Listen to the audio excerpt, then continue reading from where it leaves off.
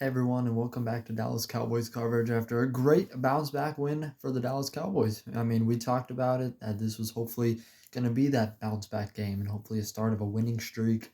It was pretty awesome. We talked about obviously it's an inferior opponent. Most people probably had never heard about their quarterback before Sunday. So, take it with a grain of salt in that aspect. But it was really nice just to see the offense clicking. And that's something that we've seen get a whole lot better, even in the Eagles game. The offense had kind of been, the slow piece at the beginning of the year. It's really caught on. The defense was solid. It just finally was kind of back, I think, in a way with the sacks. The one thing, I kind of say just because Micah Parsons didn't have his best game, but a lot of other people did step up in his absence. So really a great job by the most of the defense there, just racking those sacks back up. Didn't have a ton of turnovers, but still they didn't really need them. So it's nice to see just these elements kind of working out for on both sides of the ball, but especially offensively.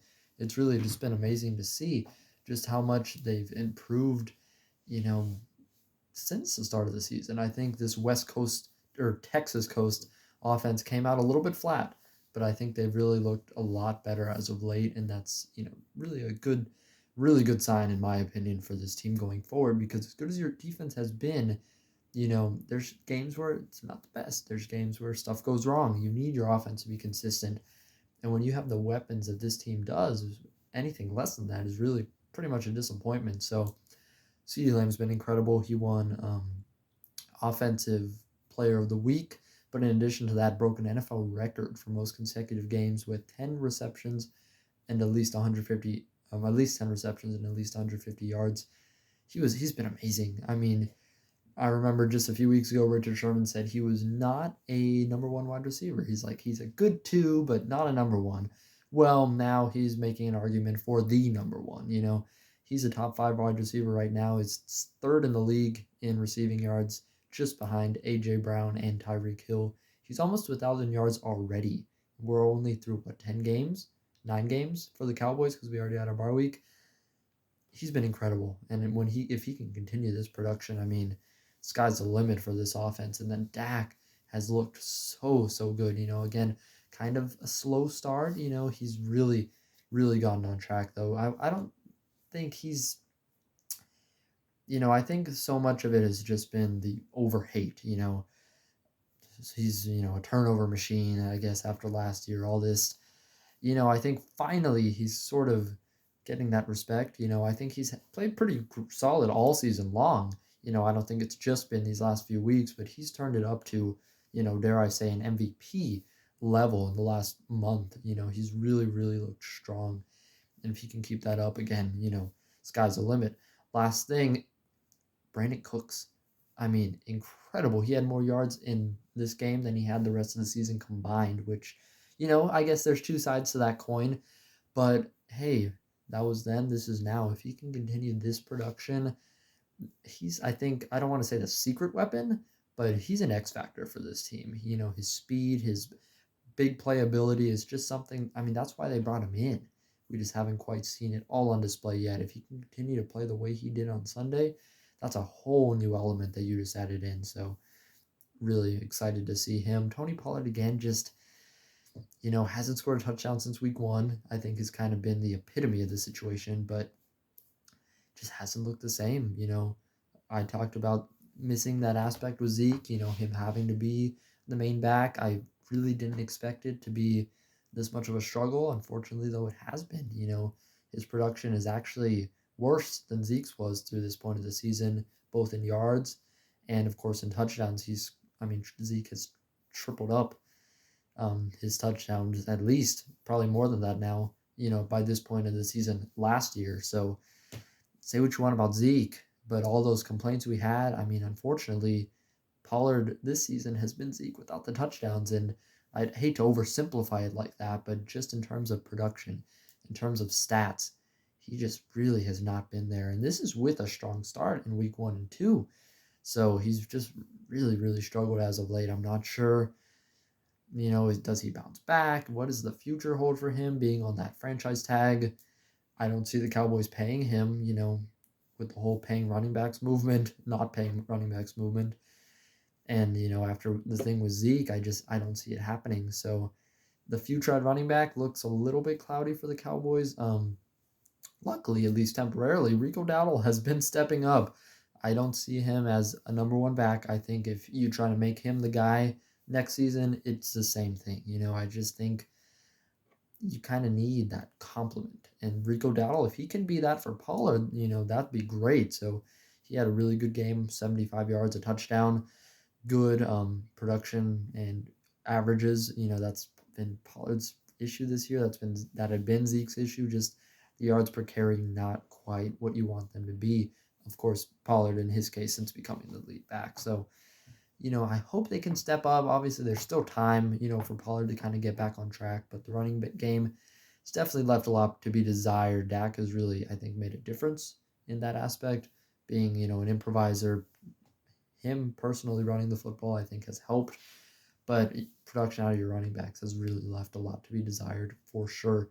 So I talked about the defense a little bit. They were pretty solid across the board. It's just really, it was a good game.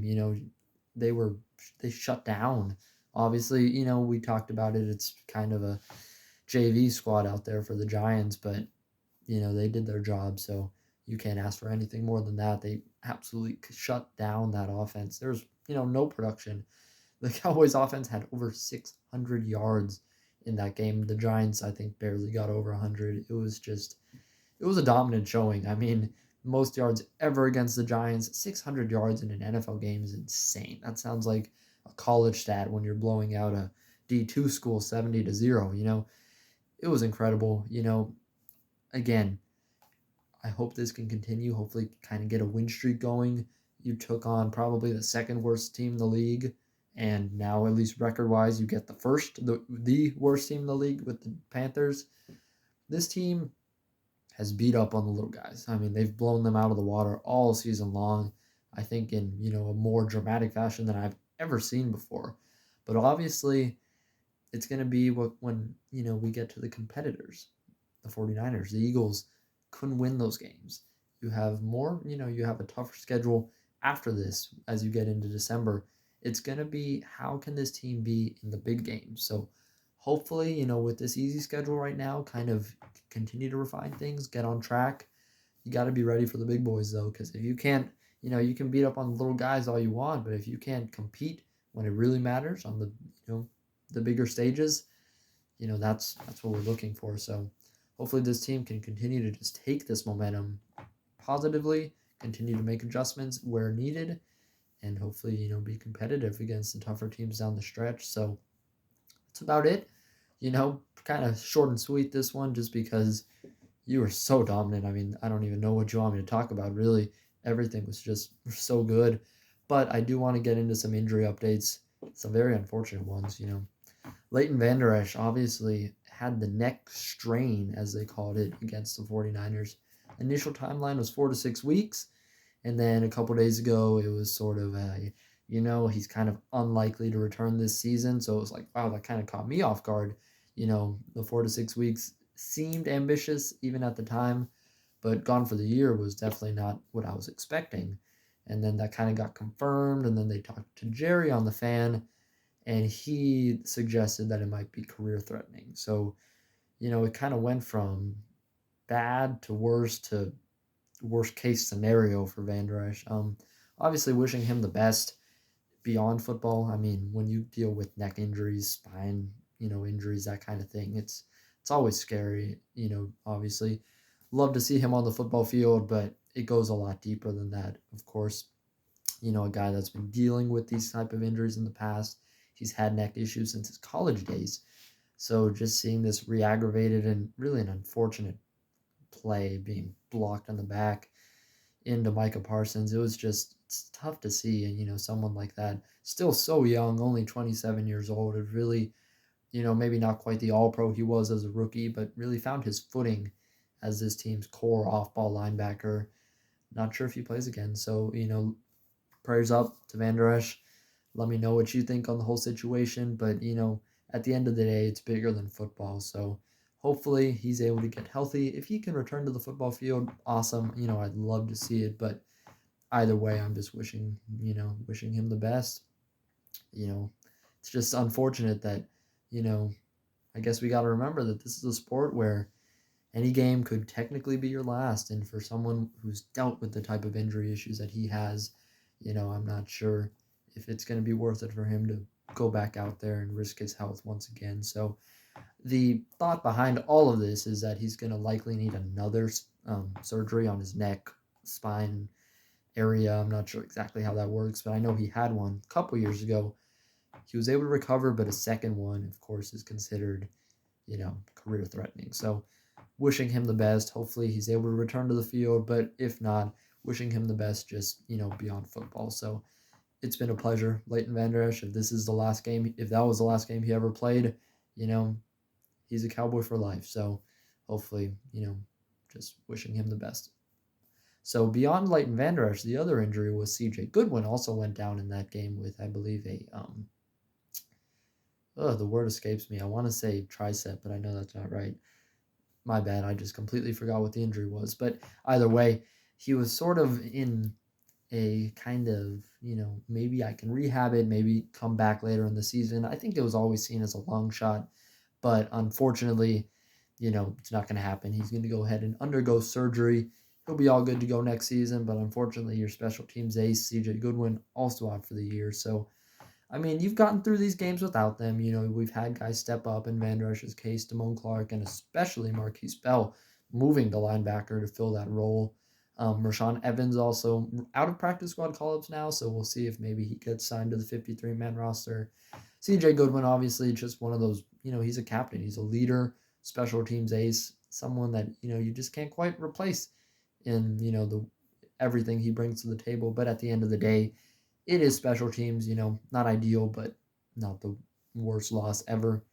So just wishing them the best, hopefully get to see them again next year. In Vander Esch's case, of course, we'll see, but just wishing them the best. So thanks again for watching. I think that's about it. Other than unfortunate injury news, it was a great game. Run it back against Carolina and hopefully once again against the Commanders on Thanksgiving. Until then, I will see you guys next time, and thanks again for watching.